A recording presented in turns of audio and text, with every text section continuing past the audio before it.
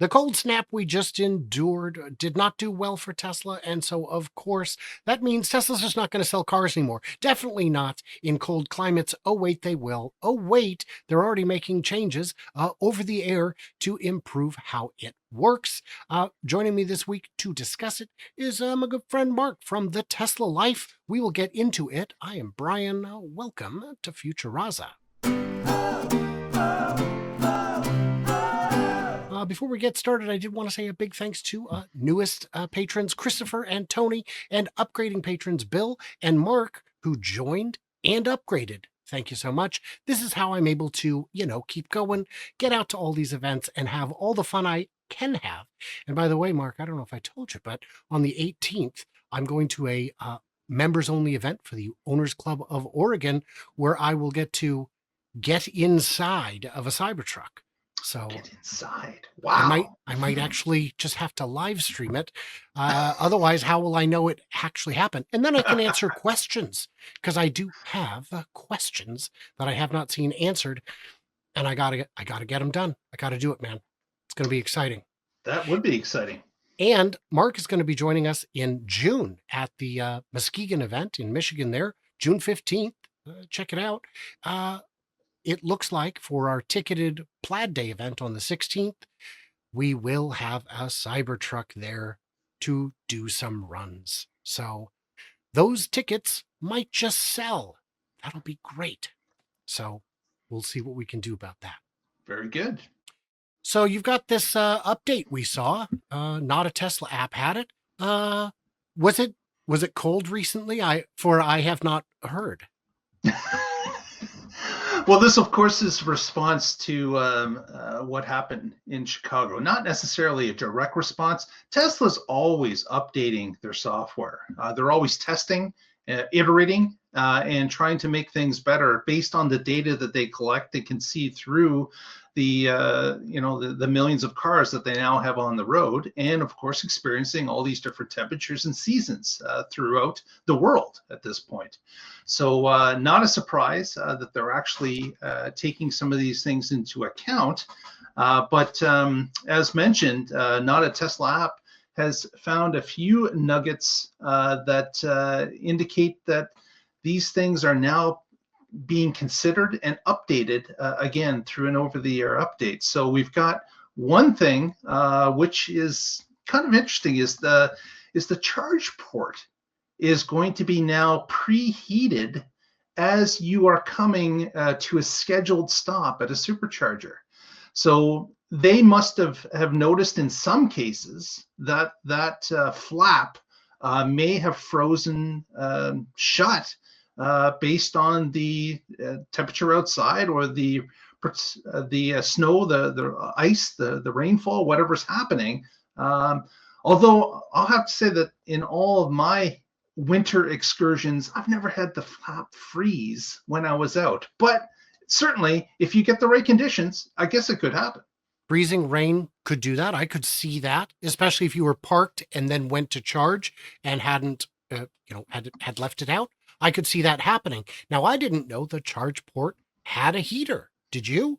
Yes, I did, because there was the case that when Teslas first arrived here in Southern Ontario in 2018, when the Model 3 arrived, the first winter, a number of people had their charge cords freeze inside of the charge port. So they would come out in the morning and try to remove it, and it was frozen in the port because moisture had gone down on the inside, formed a little bit of water. When you plugged in, it iced over during the night, and you've got a solid surface you couldn't release with any ease. And that is when Tesla changed the design and added the ability that part could defrost.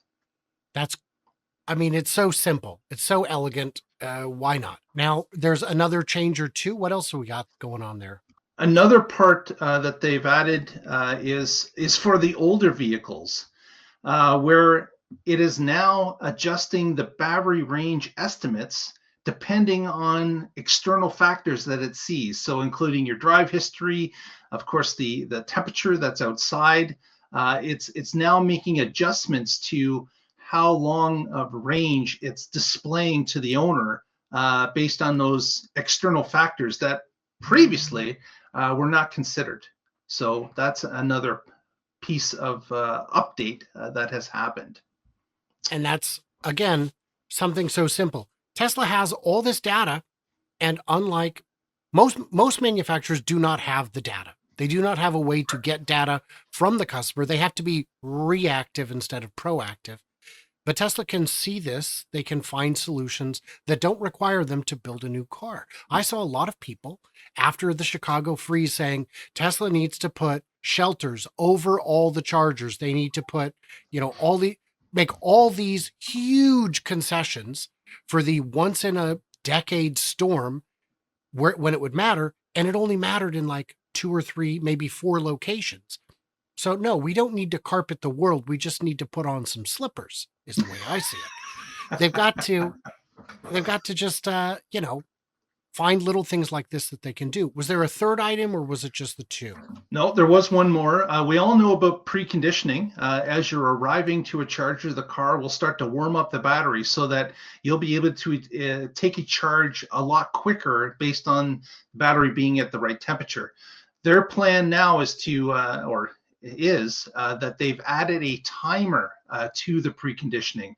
So it displays to the owner how much time is still required to get to the optimal preconditioning temperature. So if you're sitting at a charger, or you've stopped maybe to get a bite of eat, and now you're going to head over to the charger, the car's letting you know that you've got 4 minutes left for it to run its preconditioning cycle so that you're at the peak. Now, that's not stopping you from going and charging. It's just letting you know that it would be more efficient if the car had 4 more minutes. But it's certainly up to the owner as to what they wish to do. An example where I could see that being hugely helpful is if I see I've got 30 minutes left and I'm at a charger, I can say, look, if you're already preheated, go ahead of me because I know you're going to be out before I can even get a full charge. So I don't know if humans are quite civil enough to do that. No. But we have the capacity. You could certainly do it at home, and not for DC fast charging, but you can, or somewhere. There are situations where it could happen. I'm confident. I have faith in my fellows, in humanity. They won't let me down this time for sure. Wow, that's a statement. That's Someone a statement. Record this because this is coming back to bite Brian later. Oh, I didn't say I had faith in all of them.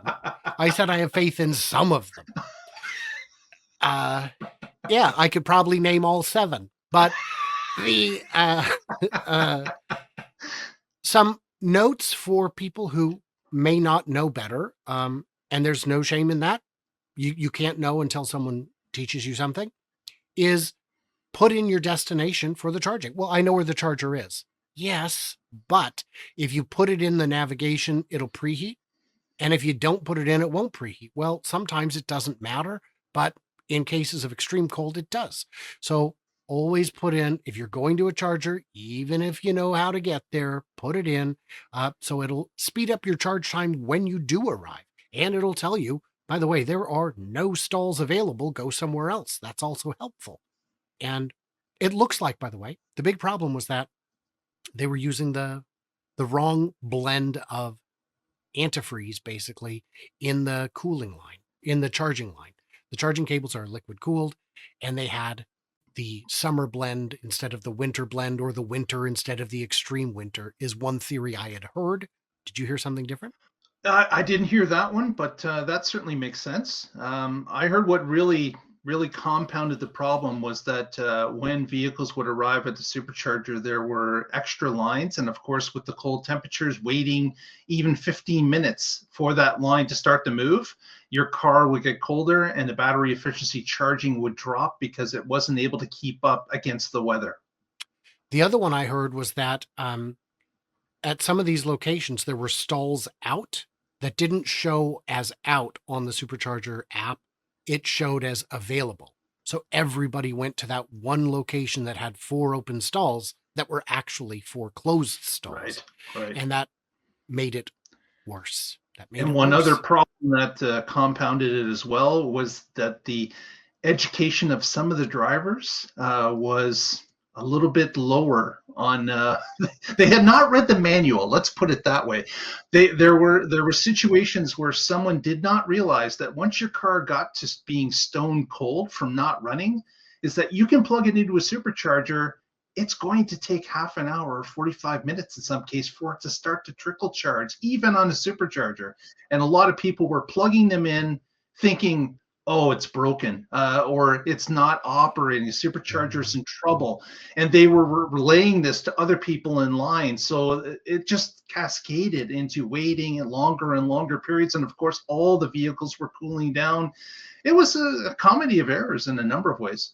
It really was. Now, we're not saying that these people themselves are not educated. We're saying that they are not educated on best charging practices. There are a lot of people who have rented Teslas from Hertz on the Uber program, where you get unlimited miles and it's however much per week, and you can drive for Uber. Hertz does not provide any education on best practices and how to use these. When I was in Michigan, Kelly and Bert from the Owners Club there are rock stars. What they love to do is they run an Adopt a Supercharger program where different members of the club go to different locations and pick up trash. But they also wear vests, and you can ask them questions. They'll look for people who are ready, who look like they're needing information. And one gentleman had rented the car. He's going to do a road trip with his family down to, I don't know, North Carolina, and he didn't know how to find a charger. So they said, get out, let me hop in, I'll show you everything. And they walked him through, all the best practice. And then the first day I had my Model Y, I was at a supercharger, and I met a couple who had just bought, they got a pretty good deal on a performance Model 3. They got up in the morning, had no idea they were going to buy a Tesla.